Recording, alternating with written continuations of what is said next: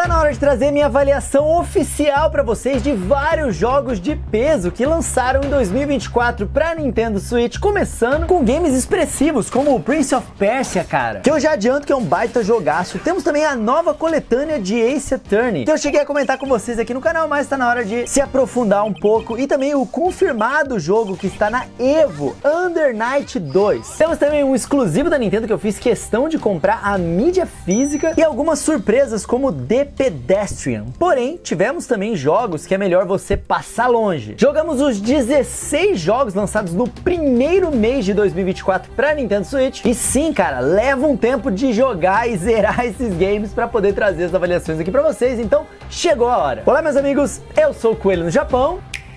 E sejam bem-vindos à primeira Tier List de 2024, nosso quadro mensal de avaliações aqui para vocês ficarem por dentro de tudo de melhor e de pior que você pode ter no Nintendo Switch. Se você quer acompanhar todos os grandes lançamentos do ano para o seu videogame favorito e demais plataformas também, afinal, a maioria dos jogos que eu falo aqui nas Tier Lists é multiplataforma. Então eu te convido a acompanhar esse quadro mensal que tem um grande ciclo anual que resulta no Coelho Awards no final do ano em dezembro, uma grande premiação aqui baseada em tudo que a gente avaliou ao longo do ano e também com anúncios de novos jogos. Pra quem acompanha já sabe. É uma saga muito legal de se acompanhar que começa agora. Então já se inscrevam agora aí no canal Coelho no Japão, ativem o sininho de notificações para não perderem esses e outros vídeos que a gente faz com muito carinho e que agregam algo a você, e deixa o seu likezão para fazer com que esse vídeo chegue na tela de mais uma pessoa através do algoritmo do YouTube. Vocês conseguem encontrar também cada uma das avaliações separadas lá no nosso canal de cortes do Coelho no Japão. Então já chega lá, se inscreve naquele canal também. E quando você estiver procurando um jogo que a gente avaliou, você encontra por lá, beleza? Dito isso, meus amigos, bora para nossa avaliação de mais de 16 jogos que já chegaram em 2024 para Nintendo Switch. Vem comigo!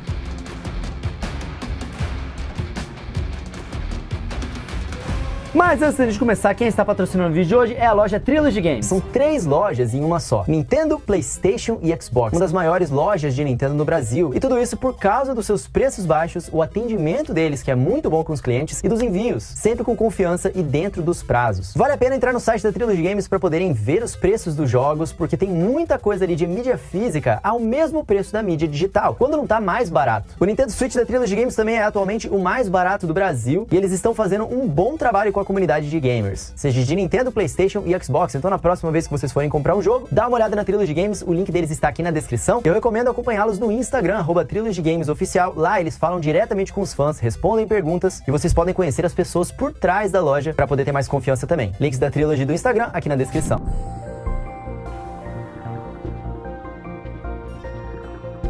Bora começar aqui com a parte 1 dos principais lançamentos, começando pelos exclusivos e principais jogos da plataforma que foram lançados em janeiro de 2024, e eu quero avaliar para vocês agora Another Code Recollection.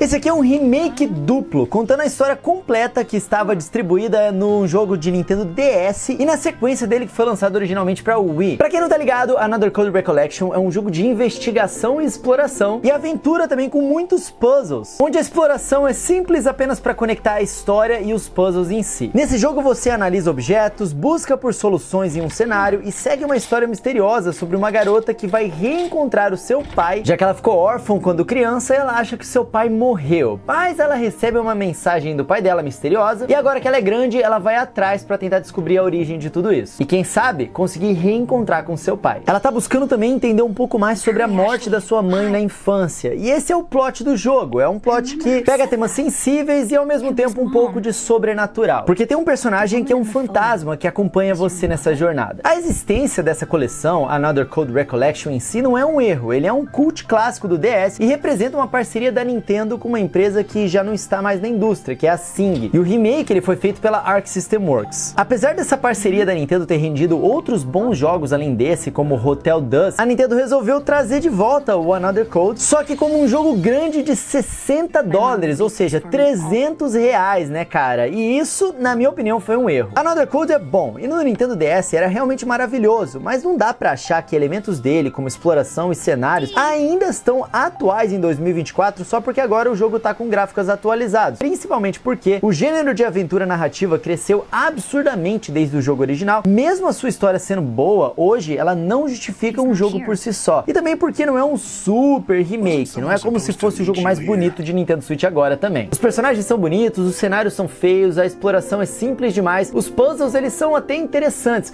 mas realmente você vai jogar pela história. E até mesmo a história, ela vai pegar um público mais específico. Na minha opinião, ela vai pegar mais a galera com 13, 14, até 17 anos ali mais ou menos. Eu gostei da história, eu só acho que ela é mais desenhada mesmo focada em pessoas mais jovens. Em resumo, cara, Another Code Recollection é um jogo agradável, ele tem uma atmosfera, um suspense, os personagens legais, as mecânicas deles podem facilitar tanto puzzles quanto a exploração, porque o jogo tem um sistema de dicas e tudo mais, o que é legal porque não necessariamente quem gosta de se virar em um, gosta de se virar no outro, né? Às vezes você gosta só da exploração, às vezes você gosta da resolução ali de enigmas e tudo mais, e você escolhe se você quer usar a dica de ambos. E essas dicas são opcionais, tá? E a trilha sonora do jogo é a melhor parte dele, ela tá refeita e muito mais imersiva e emocionante. É um jogo que os fãs do gênero devem aproveitar o seu tempo com ele, mas ele não vai impressionar e nem é uma aventura duradoura, assim, que justifica o investimento de R$300, na minha opinião. É bom que Another Code esteja de volta, esteja refeito, mas definitivamente não é um grande lançamento para Nintendo Switch,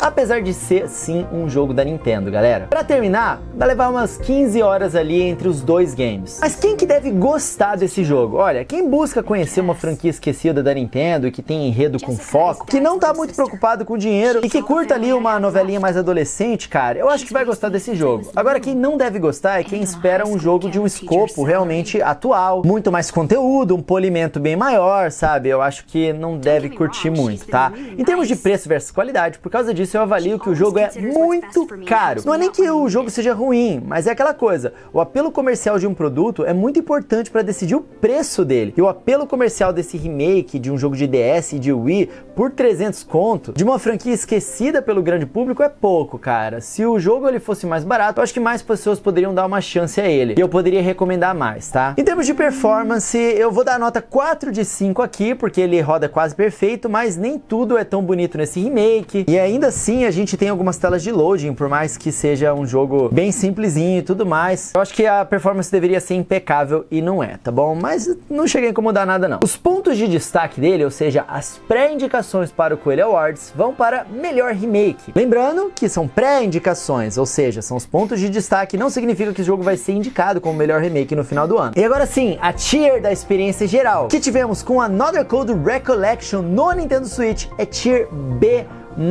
É um jogo aprovado, até mesmo com folga, porque se você me perguntar se vale jogar, eu digo que vale, mas a gente vai ver se num futuro a mídia física de repente cai de preço, né? Lembra de entrar nos grupos de promoção aí, porque atualmente eu só recomendaria comprar pros doidos por Nintendo como eu. Olha só, por exemplo, a minha mídia físicazinha que eu comprei para poder ter na coleção. É o primeiro jogo de 2024 da Nintendo, né, amigo? Agora, para todas as outras pessoas, bom, espera uma promoção aí nos grupos. Não recomendo comprar agora não.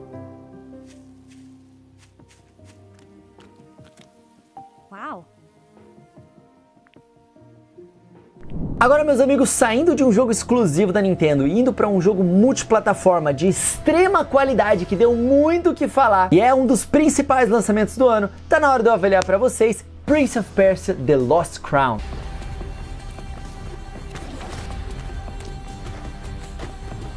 Galera, eu já tenho uma análise completa do jogo aqui pra vocês no canal e é essa que vocês estão vendo aqui na tela, tá? Estou acompanhando esse jogo desde os eventos de preview e trazendo vários vídeos sobre ele. Basicamente, Prince of Persia: The Lost Crown é um Metroidvania e que traz coisas do passado da série Prince of Persia, mas ele se desgarra pra ser algo totalmente novo na franquia, quase como um reboot mesmo da série Prince of Persia. Os jogos do gênero Metroidvania estão no momento onde todo mês sai um jogo novo, e esse aqui não é um jogo inovador no gênero. Porém, nem tudo precisa ser inovador para ser maravilhoso, fantástico, muito bem feito. E é esse o diferencial desse game. Tudo bem não inovar em um gênero exaustivo se você vai fazer um dos melhores do estilo, pelo menos para Nintendo Switch.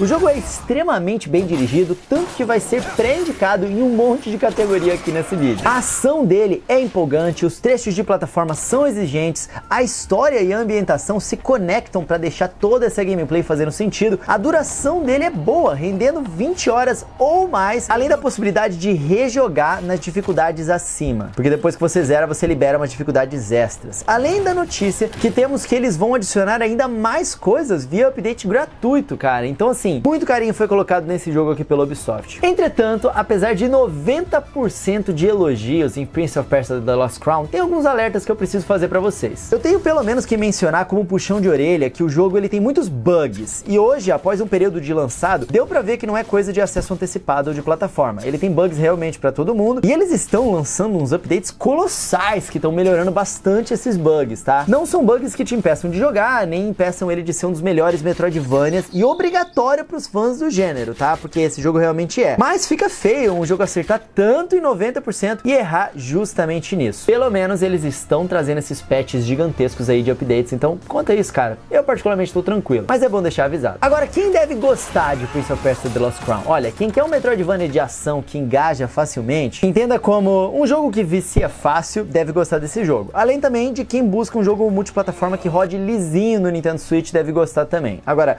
quem não vai gostar é quem espera uma revolução ou quem não gostar da repaginada que deram pra um Prince of Persia, só que agora sendo em 2D. Teve gente que preferia que fosse em 3D, aí de repente pode se decepcionar, não sei, cara, mas sério, joguem esse jogo. Em termos de preço versus a qualidade, eu avalio que é um bom preço. O jogo ele custa R$240, ele tá em português, tem demo gratuita disponível pra vocês poderem baixar e jogar, e é um jogo que realmente entrega toda essa qualidade, tá? Agora, em termos de performance, novamente, eu vou dar uma nota 4 de 5. Ele roda muito bem no Nintendo Switch, mas o jogo em si ele tem bugs em todas as plataformas, então eu não posso dar aqui uma performance completa. Agora estão preparados? Porque vem bastante coisa aí. Quero começar aqui com os nossos pontos de destaque, ou seja, as pré-indicações do Coelho Awards. Esse jogo ele vai ser pré-indicado aqui em desempenho gráfico, versatilidade, expansão de um universo, performance musical, ambientação, direção de arte, conjunto de NPCs e inimigos, level design, mecânicas, combate, física, progressão e gameplay geral, e também melhor Metroidvania. E a tier da experiência geral que tivemos com Prince of Persia: The Lost Crown é facilmente tier S+. Elite do console, galera. Um dos melhores jogos Metroidvania que eu já joguei. Então ele tranquilamente está na tier S+. Não deixem de jogar, mas pelos problemas técnicos, a nota técnica da equipe Coelho no Japão para Prince of Persia: The Lost Crown é nota 9. Sim, meus amigos, Prince of Persia: The Lost Crown é o nosso primeiro indicado a jogo do ano no Coelho Awards. Pra quem não tá ligado, o Coelho Awards, cara, não é aleatório os jogos que estão sendo premiados. Ao longo do ano, a gente vai fazendo essa premiação acontecer e somente os jogos indicados a jogos do ano foram os que conseguiram a rara avaliação de tier S+. Não são muitos, hein? Vamos ver o que mais vem por aí.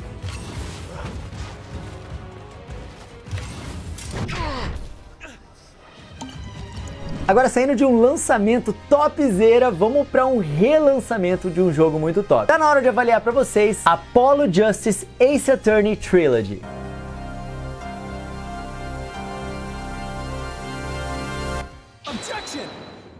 Contendo 3 jogos de Ace Attorney que introduz o novo advogado Apollo Justice, temos nessa trilogia um conjunto incrível de 3 jogos de point and click e investigação que são muito bons, cara. Cada um deles tem uma gameplay diferente, sendo o primeiro mais tradicional e os outros 2 introduzindo mecânicas novas para a série. Mas em termos de narrativa, é sempre uma surpresa atrás da outra, com reviravoltas muito impressionantes, cara. Eu sei que é difícil botar fé se você nunca jogou em uma série de jogo de advogado, mas confie em mim, Ace Attorney é bom demais, cara. E uma coisa muito legal de Ace Attorney e que é muito presente nessa trilogia é como a série mescla casos mega sérios e situações angustiantes com o modo lúdico do entretenimento japonês. Em um dos casos, por exemplo, você está investigando um assassinato em um templo religioso e uma das testemunhas é um cara tocando uma guitarra com um design meio sacro, meio death metal, tá ligado? É entretenimento puro, não tem como jogar esse jogo e se entediar. Eu realmente acho que essa aqui é uma das grandes penas da indústria de não estarem em português, cara, porque assim, você precisa ler em inglês e no mínimo entender um pouquinho para conseguir entender a história,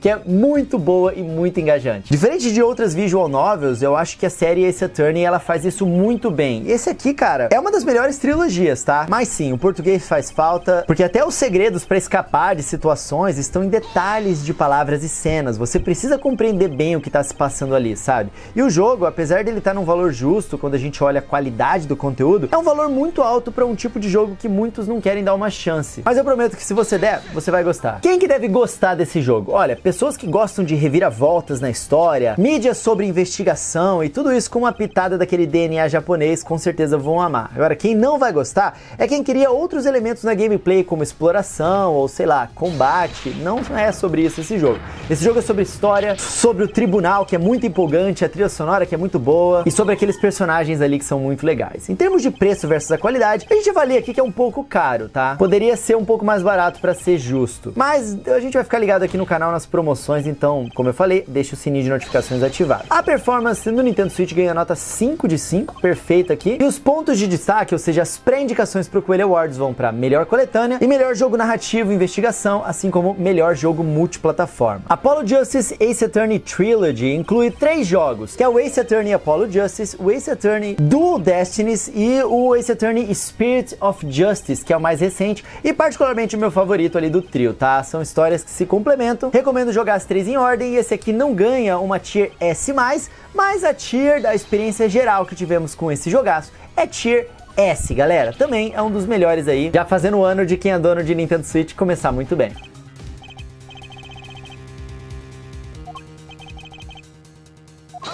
Agora, amigos, a gente tem uma aguardada sequência de um jogo de luta que, pra quem gosta de jogos competitivos, esperou durante muito tempo. Tá na hora de avaliar pra vocês Under Night In-Birth 2 Ciceles.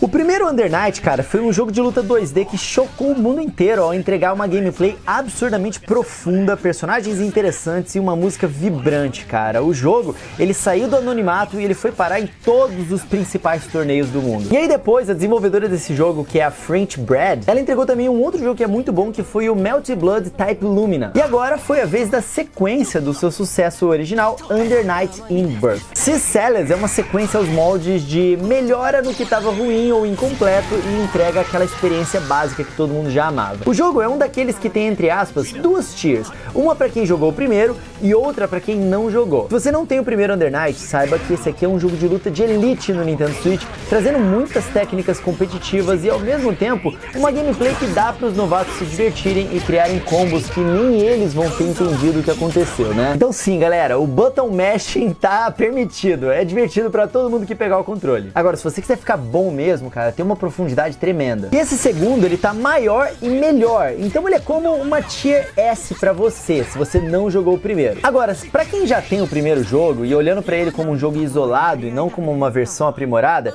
ele deixou a desejar. E agora eu tô falando do segundo, né, pra quem já tem o primeiro jogo. São poucos personagens novos, ok, que todo mundo retornou e com algum ataque novo pelo menos, mas no geral, eles ainda jogam muito parecido com o primeiro jogo, né? Então realmente é uma sequência que aprimora e não é uma sequência mesmo. O online do jogo tá rodando muito bem, se você não cair com o japonês ou estiver longe do seu roteador, né, de preferência, lembre-se, sempre jogue com cabo quando você for jogar online. E aí fica bom, né? Mas o jogo ele não tem crossplay e a gente sabe que a base competitiva do jogo tá em outras plataformas, então fica aí uma recomendação para multiplayer local ou para quem gosta de completar tudo no modo de um jogador. Aí sim ele vai te ocupar um bom tempo, tá? Se não, você pega aí em outra plataforma e vai ser feliz que vai ter mais pessoas jogando online, com certeza. Quem que deve gostar, cara, de Under Night In-Birth 2 Ciceles? É quem gosta de jogos rápidos, focados em reflexo e memorização de combos longos. A galera é competitiva mesmo. Agora, quem não vai gostar? Bom, quem tá do lado oposto do que eu acabei de falar, né? Não gosta de jogos rápidos, focados em reflexo e não gosta de memorar combos longos. De modo geral, se você for noob e você estiver jogando com alguém muito experiente, você não vai ter chance. Agora, 2 noobs jogando, apertando um monte de botão, vai ver um monte de coisa bonita acontecendo na tela. Em termos de preço versus a qualidade, a gente avalia que é um jogo um pouco caro, cara. Ele custa ali 250 na eShop do Brasil ou 210 na eShop do Chile e pro conteúdo que ele entrega, um pouco caro. Agora, em termos de performance, perfeita. 5 de 5, mestre, ótimo. Sem nenhum problema aqui. E os pontos de destaque, ou seja, as pré-indicações para o Coelho Awards vão para melhor multiplayer versus e melhor jogo de luta. E combinando tudo que eu falei aqui pra vocês agora, levando em consideração que o jogo anterior existe não apenas as pessoas que estão jogando esse jogo pela primeira vez, ele é um jogo de qualidade e que tá chegando por um valor um pouco caro, e a tier da experiência geral que tivemos com o jogo é tier A+. Um A com estrelinha aí pra um jogo que merece a atenção de todo mundo que gosta de jogos de luta. Agora, amigos, o próximo game, embora não seja um jogo sozinho, ele é uma DLC, ele é um dos principais lançamentos também que chegaram em janeiro, porque ele é simplesmente a DLC de um dos melhores jogos indies que a gente já jogou no Nintendo Switch, cara. Tá na hora de avaliar pra vocês o Eastward de Fazendinha, Eastward Octopia.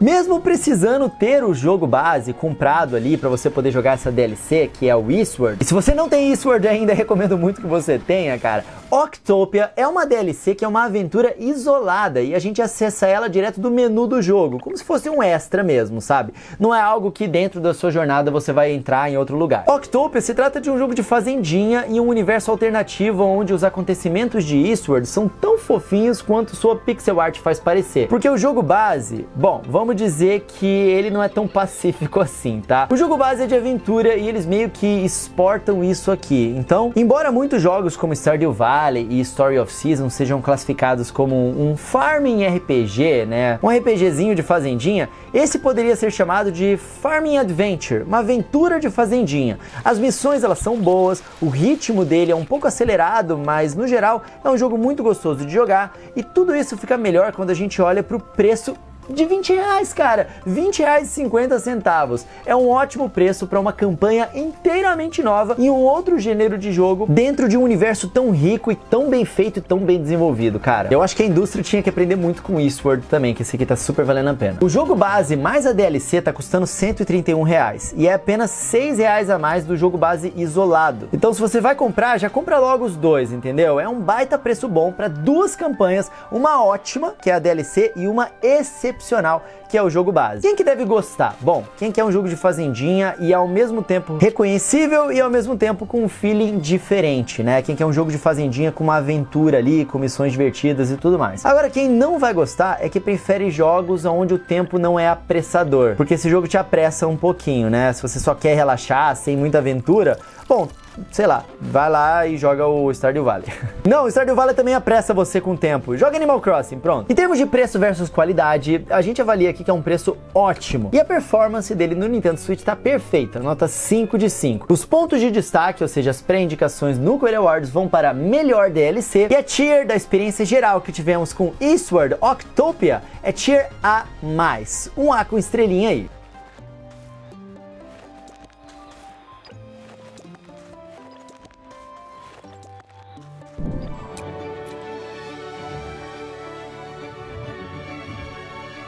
Chegamos agora na nossa parte 2 das grandes surpresas que tivemos esse mês e que não necessariamente são jogos de alto orçamento ou com muito marketing. Então tem jogos aqui que surpreenderam muito a gente, que valem a pena falar pra vocês, mas que vocês provavelmente não vão ver análises em outros lugares. Eu quero avaliar pra vocês agora The Pedestrian.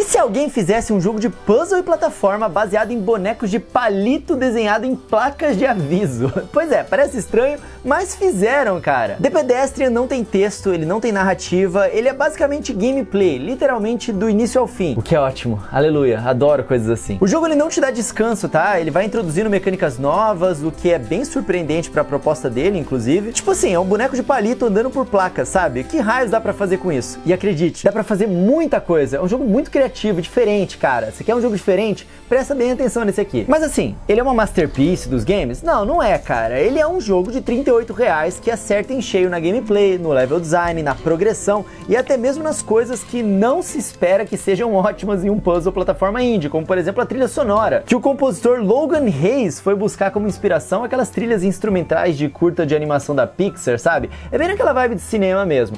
E o gráfico, porque esse jogo poderia bem maneirar nos visuais ali pela sua proposta, mas não. Ao fundo das simples placas tá sempre um cenário muito bem detalhado, bem trabalhado, que tá muito bonito também no Nintendo Switch. Se você já tinha ouvido falar desse game antes, mas não tinha se esquecido, aproveita que ele chegou no Nintendo Switch em janeiro, cara, e dá uma chance pra ele se vocês gostam de puzzle. Em termos de preço versus a qualidade, bom, a gente avalia que é ótimo, porque é um jogo bem bacana por R$38 e ainda tem uma demo disponível, você pode baixar gratuitamente e testar. A performance dele ganha nota 5 de 5 aqui, impecável no Nintendo Nintendo Switch, e os pontos de destaque vão para desempenho gráfico, polimento, criatividade e inovação, performance musical e trilha sonora, fotografia, level design e melhor puzzle. E a tier da experiência geral que tivemos com The Pedestrian no Nintendo Switch é uma tier A+, um A com estrelinha ali, garantindo o The Pedestrian vindo do nada e entregando tudo em um preço baixíssimo. Se você gostou do que viu, comprem, simplesmente, o jogo vai te surpreender.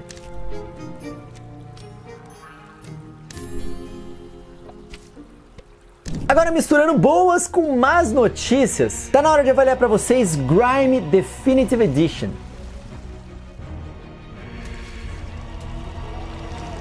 Grime é um Souls-like Metroidvania, que, cara, é uma mistureba de gêneros ali que, sinceramente, a gente gosta bastante, mas é difícil também conseguir fazer dar certo, tá? Alguns já até chamam de Soulsvania essa mistura que tem ganhado bastante espaço aí nos jogos indies. O combate do jogo basicamente faz forte uso de aparos, os famosos parry nos jogos, sabe? Que quem joga Souls já se sente em casa. E aí com os parries você carrega energia que podem inclusive te curar. Então é essencial você dominar esses aparos, porque o jogo ele não tem muitos checkpoints e, como todo Souls, ele é punitivo na sua exploração, né? Os seus chefes também são marcantes, porque eles rendem ótimas batalhas e o clima do jogo é sombrio, ele é meio repugnante. Sabe aquele meio feio de propósito? É bem isso aí. Bom, vocês estão vendo na tela, né? Porém, o que não foi de propósito é, infelizmente, o port ruim pra Nintendo Switch, cara. Honestamente, Grime deveria ser um jogo Tier A, mas é mais um daqueles casos que a versão de Nintendo Switch sofre de uma forma que atrapalhou o jogo mesmo. Ele poderia ser até mesmo um Tier A+,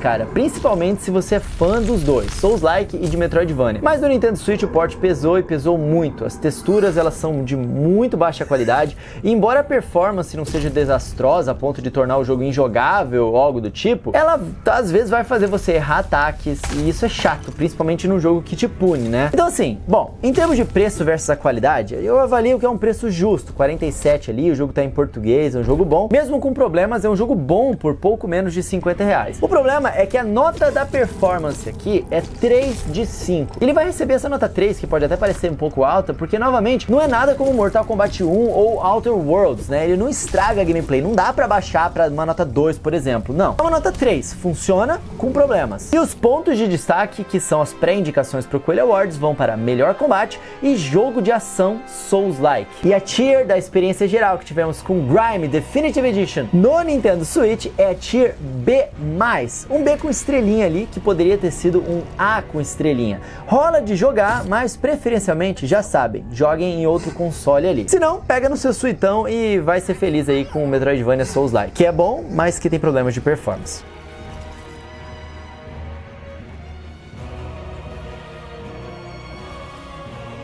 Mas se você ficou triste com Grime no Switch, saiba que tem outro jogo de ação que vai te deixar feliz. Esse sim roda bem. Meus amigos, tá na hora de avaliar Anomaly Agent.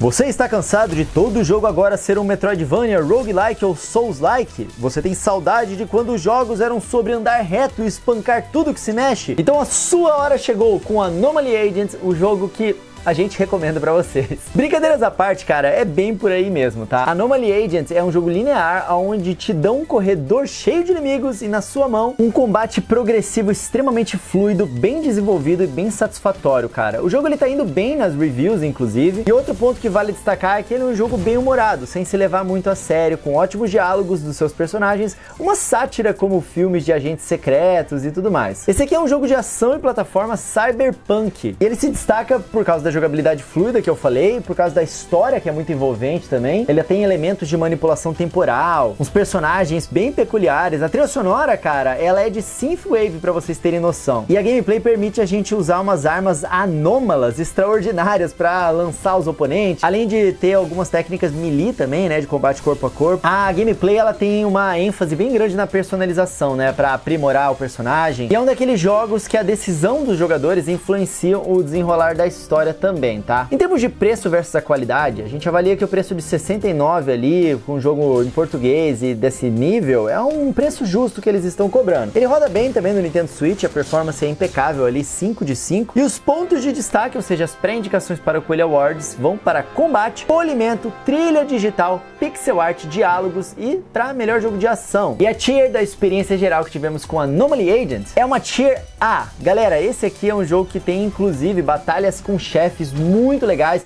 umas reviravoltas aí na história. É uma experiência bem bacana, digna aí de um tier A.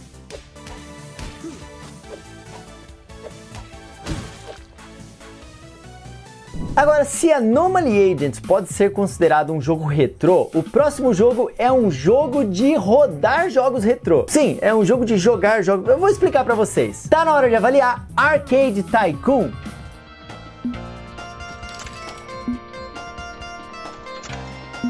Jogos de gerenciamento são exigentes e mesclam um monte de mecânicas tudo ao mesmo tempo. Então, se não tiver legal, engajante, divertido, cara, acaba virando uma tortura, né? Mas felizmente não é o caso de Arcade Tycoon. Esse jogo, ele soube como criar um jogo de gerenciamento com casas de arcade, e aí deu bastante bom. Eu sou meio viciado em jogos de gerenciamento. Quando eu começo a jogar um, cara, eu não paro de jogar. E quando ele não tem mecânicas que conversam entre si, fica meio chato. Mas nesse caso aqui, esse jogo acertou bastante. O game tem uma campanha com bons desafios, inclusive dividida por fases, onde cada vez mais você precisa construir uma casa de arcade maior. Seria bom, né, se hoje em dia fosse assim, fizesse tanto sucesso essas casas de arcade, mas só no Japão mesmo. O jogo também tem um modo criativo para você passar horas jogando ao seu próprio tempo, de modo livre, o que é bom para deixar a criatividade rolar, mas também entender com precisão as mecânicas do jogo, que são bastante, então não se enganem. O jogo ele é difícil de manter o lucro, até porque assaltos podem ocorrer nessa casa de arcade. Olha que zoeira, cara. Você precisa contratar segurança,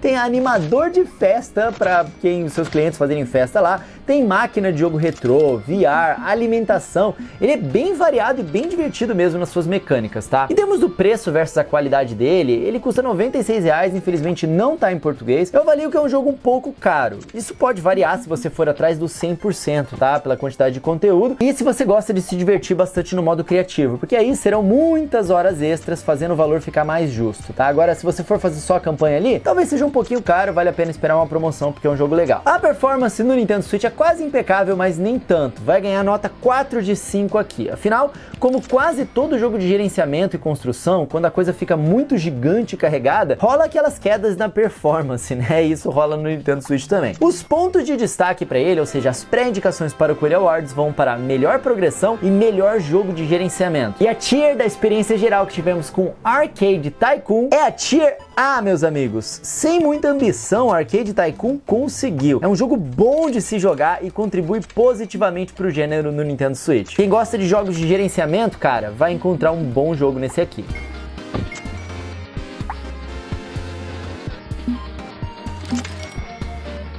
Agora, amigos, passando aqui para o último jogo que surpreendeu no mês de janeiro chegando para o Nintendo Switch, vocês têm que conhecer The Cub.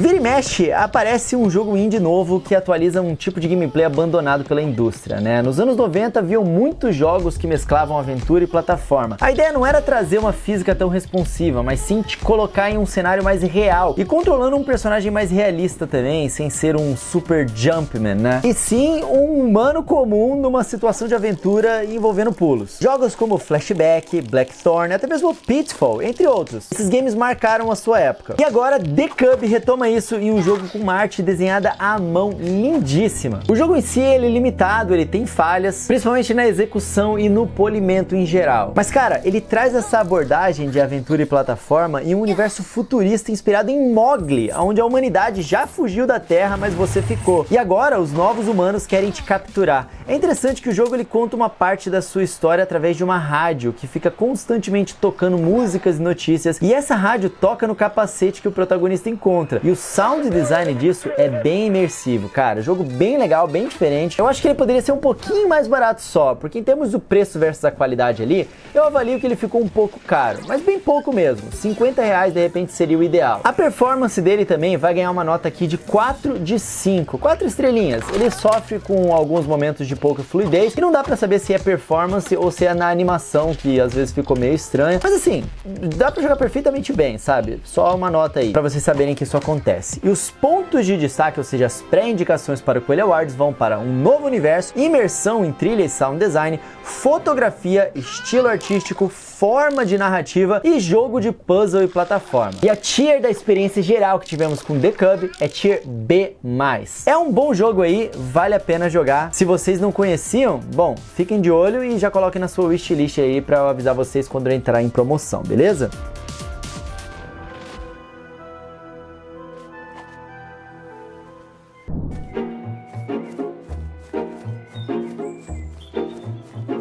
Chegamos agora nas rapidinhas aqui na nossa parte 3 de jogos que também valem a pena conhecer, até para às vezes eu fazer algum alerta de jogo para vocês passarem longe. Ou seja, os próximos jogos são para você pesquisar um pouco mais sobre ou fugir deles. Também jogamos esses aqui. Estão prontos? Então vamos lá. Hitman Blood Money Reprisal. É um game que é ok, cara. Sabe aquele jogo ok? Então, é esse aqui. Ele é uma remasterização ok de um jogo do Hitman de PS3 que era ok. Não, na verdade é ok mais para os dias de hoje. E o preço dele é de R$50, o que é ok para um remaster ok de um jogo ok. Eu acho que deu para entender, né?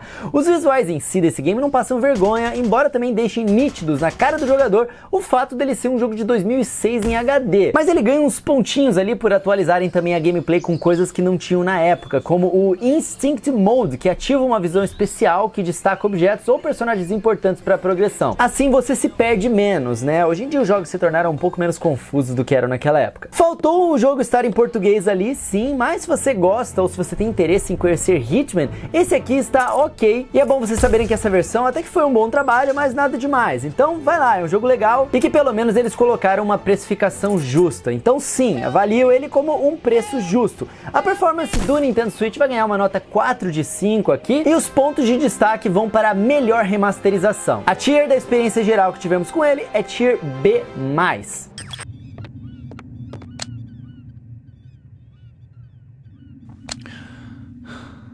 Cynthia Hidden in the Moon Shadow é um daqueles jogos que você sente que faltou alguma coisinha. Ele deixou a desejar, não estraga a experiência como um todo. Ainda é um jogo que foi divertido ter jogado ali, mas ele é aprovado não com muita folga, sabe? É um jogo que tem visuais muito bons para uns jogos indies, mas que bom que os visuais seguram a ponta, porque o resto é meio fraco. A exploração dele é limitada, existem paredes invisíveis, onde é arbusto tem tipo em pedra no meio do cenário, sabe? Não dá pra você pular o arbusto, você tem que dar a volta neles. É um puzzle simples, ele é um stealth simples, com uma inteligência artificial dos inimigos muito burras, quebrando totalmente a imersão. Mas ó, o gráfico é bonito. O jogo ele coloca uma ênfase nas habilidades de furtividade enquanto você vai navegando pela história, aprendendo novas habilidades e desvendando o que acontece na aldeia natal da Cynthia. Na jogabilidade você usa o arco para interagir com elementos ambientais, escalar, distrair guardas para avançar despercebido, resolver alguns puzzles no caminho para resgatar um ente querido e assim coletar peças poderosas de artefatos para poder aprimorar o seu arco e enfrentar os poderes das trevas, estando um pouco mais poderoso, tá? Bom, em termos de preço versus qualidade, bom, eu avalio que é um jogo um pouco caro, mesmo custando R$44,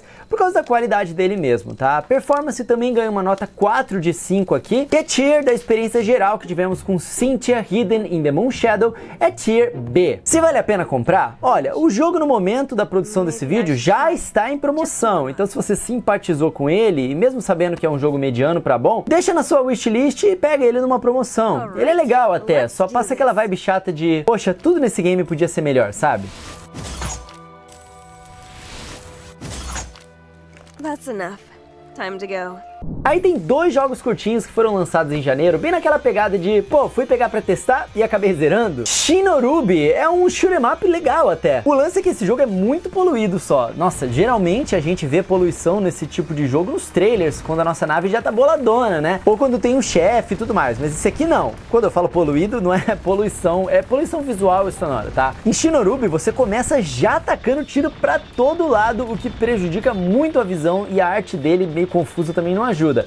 O jogo é fácil, a menos que você aumente a dificuldade ou jogue nos modos mais punitivos, porque pelo menos ele é bem versátil, com uma boa quantidade de personagens jogáveis e muitos modos diferentes. E dificuldades diferentes também, e é isso que até que garante a ele um bom fator replay. Por isso, ele vai ficar aqui na Tier C. Aqueles jogos que nem aprovo e nem desaprovo, sabe? É porque a gente gosta bastante de shoot 'em up nele aqui. Só que esse preço, bom, não agradou, tá? Em termos de preço versus a qualidade dele, a gente avalia que ele é muito caro por R$ 75, ainda mais para esse tipo de jogo. A performance dele também vai ganhar 4 de 5 aqui, e os pontos de destaque, ou seja, as pré-indicações para o Coelho Awards, vão para melhor shoot 'em up. Mas a tier da experiência geral que tivemos com ele é um Tier C+, pelo menos aí um C com estrelinha.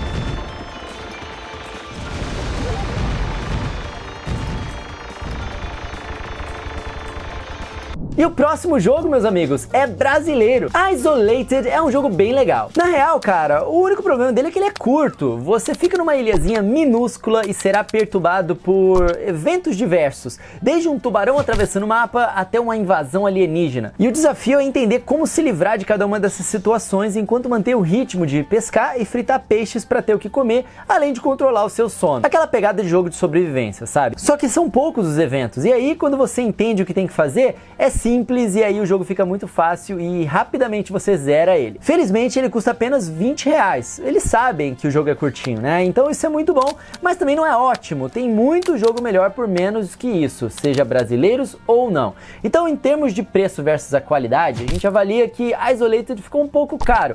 A performance dele vai ganhar 4 de 5, porque sim, tem eventos mais carregados que derrubam a performance. E a tier da experiência geral que tivemos com Isolated é Tier C. Dá pra jogar e se divertir com Isolated no pouco tempo que ele dura, só não empolga tanto assim. Mas é uma ideia boa que precisa ser expandida e melhor polida, mas a ideia tá lá e é boa. Ah, e por ser brasileiro, o jogo está em português.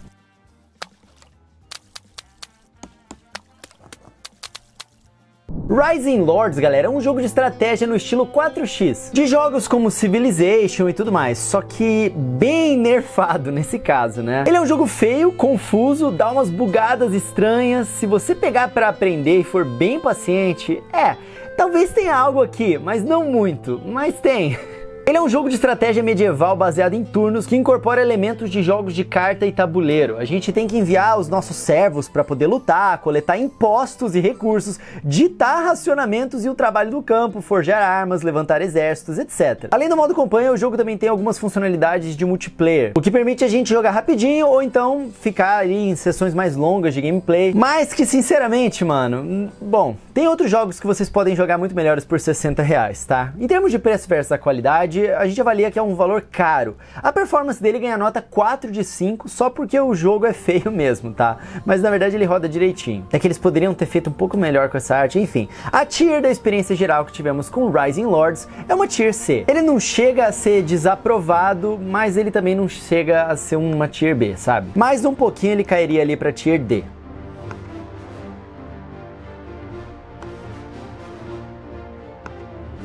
E pra fechar, meus amigos, temos mais um game. Witch Rise é um jogo que teve a ideia de fazer um FPS em dungeon. Tipo assim, um Diablo, só que de FPS, tá ligado? Só que com gráficos de Minecraft. E nossa senhora, essa mistureba que eles tentaram fazer não saiu nem um FPS bom e nem um dungeon crawler bom, cara. A inspiração visual também acabou mais atrapalhando do que ajudando. A exploração do jogo é confusa, ele tem uma hitbox e uma hurtbox ruim. Pra quem não sabe, hitbox é tipo a área de acerto, né, de colisão dos ataques. E hurtbox é o que a gente chama aquela área de colisão que de fato causa o dano, né? O problema na colisão dos ataques é que você não sabe bem se a distância tá boa, se o ataque vai acertar mesmo. E é complicado. O jogo em si, ele não é um desperdício total, ele não é um lixo, igual o pessoal gosta de falar na internet, mas infelizmente nós vivemos um momento da indústria onde só em janeiro, em apenas um mês, saíram outros 15 jogos mais interessantes do que esse em uma única plataforma. Então, dá pra jogar? Dá. Você deve jogar? Eu não recomendaria. Ele falha em mirar e acertar um público específico, sabe? Ele não traz uma proposta chamativa ou algo bom depois de insistir nele. Então é mais um dos jogos da sua publicadora, a Ratalaika, que a maioria que for jogar vai jogar pelos troféus fáceis e rápidos de conseguir, que essa publicadora ficou famosa aí por causa disso, principalmente no Xbox, né? Então, em termos de preço versus a qualidade, apesar dele custar R$26, a gente avalia que é um preço caro. O jogo ele está assim em português, a performance dele também ganha 4 de 5 e a tier da experiência geral que tivemos com ele é uma tier D+. mais. A gente não recomenda, mas pelo menos ele funciona e dá pra zerar. Porque sim, os jogos na Tier D abaixo dessa nem são possíveis de zerar e já avaliamos alguns assim aqui nesse canal.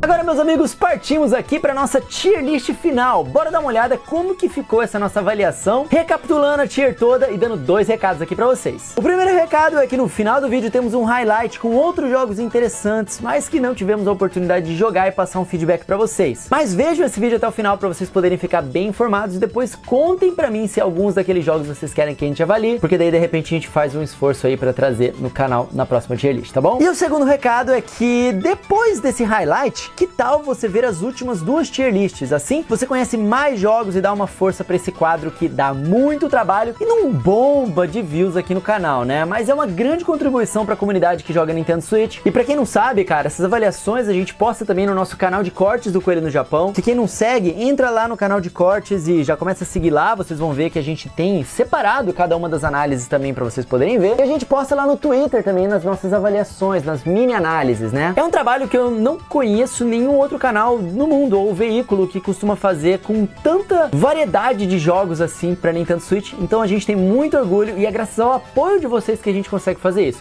Como é que vocês conseguem apoiar a gente de volta? Deixando um like aqui no vídeo, recomendando o vídeo. Quando vocês clicam naquele botãozinho de compartilhar e mandam no WhatsApp, ajuda o vídeo a chegar mais longe. O algoritmo do YouTube leva isso em consideração. E assistindo, então no final do vídeo a gente vai colocar a recomendação aqui dos outros tier lists e que tem um conteúdo muito bacana que talvez vocês não tenham visto, tá bom? Então bora dar uma olhada na nossa tier final. Na tier S+, dos jogos Elite do console, tivemos Prince of Persia: The Lost Crown, já iniciando o ano aí muito bem. Na tier S, dos jogos que são Elite do ano, cara, tivemos Apollo Justice Ace Attorney Trilogy. Jogaço que eu recomendo demais pra todo mundo. Não saia desse vídeo sem pelo menos testar alguns dos jogos dessa série, tá bom? Na tier A+, que são dos jogos ótimos, tivemos Under Night in Birth 2 Ciceles, Eastward, Octopia e The Pedestrian. Agora vocês sabem que esses jogos aí são ótimos. Na tier A de jogos que são muito bons, tivemos Arcade Tycoon, pra quem gosta aí de jogos de gerenciamento, e Anomaly Agents.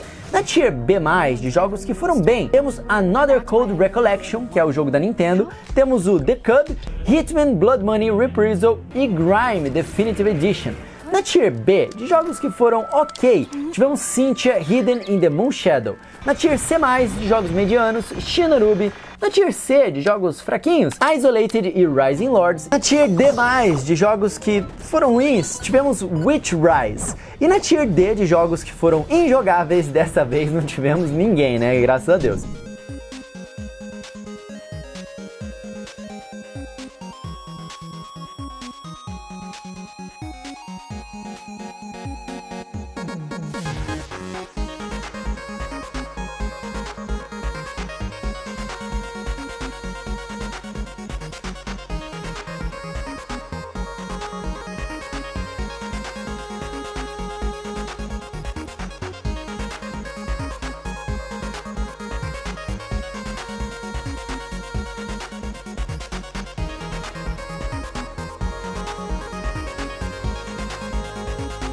Agora, meus amigos, é a vez de vocês. Me conta aqui se teve algum jogo que vocês jogaram e gostaram bastante. Lembrando que essa tier aqui é referente aos jogos que foram lançados em janeiro. Em breve vamos lançar aqui no canal as nossas avaliações dos jogos que terminamos ali em fevereiro, tá bom? Leva um tempinho pra gente conseguir produzir tudo isso. Eu agradeço demais, imensamente, o apoio de vocês aqui nesse quadro. Ele pode não bombar de views, mas ele tem views constantes e já demorou um pouco pra sair essa aqui. E vocês já estão me cobrando aí nas redes sociais, @RodrigoCoelhoC. Então eu agradeço demais a cobrança de vocês aí, mostra que a gente tá no caminho certo, galera, muito obrigado. Conta aí também se alguma avaliação te surpreendeu. Além disso, se você jogou um ou mais jogos desses aqui que a gente avaliou, e aí você deixa a sua segunda opinião. É bom pra engrandecer aí o conteúdo e ajudar mais pessoas, tá bom? Então, você já deixa a sua tier aí pro jogo que você jogou, beleza? No mais, galera, lembre-se sempre, sejam gentis com as pessoas, porque isso assim é o mais importante de tudo. Deixa um like aqui no vídeo, se inscreve aqui no canal, clica nesse botãozinho branco, ele faz uma animação maneira e pronto, você está inscrito. inscrito,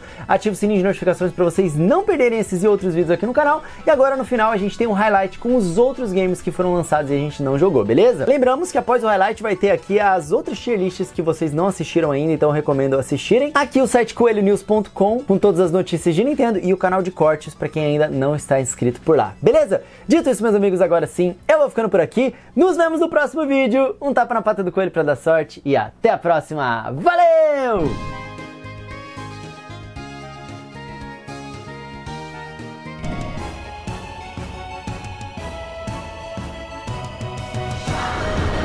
Your journey begins on Eagle Island.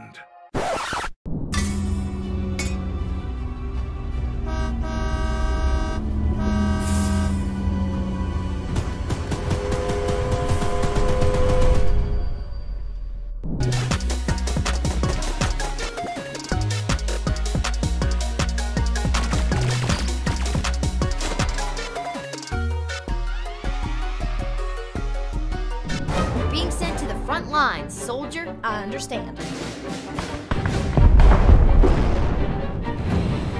No! No! No!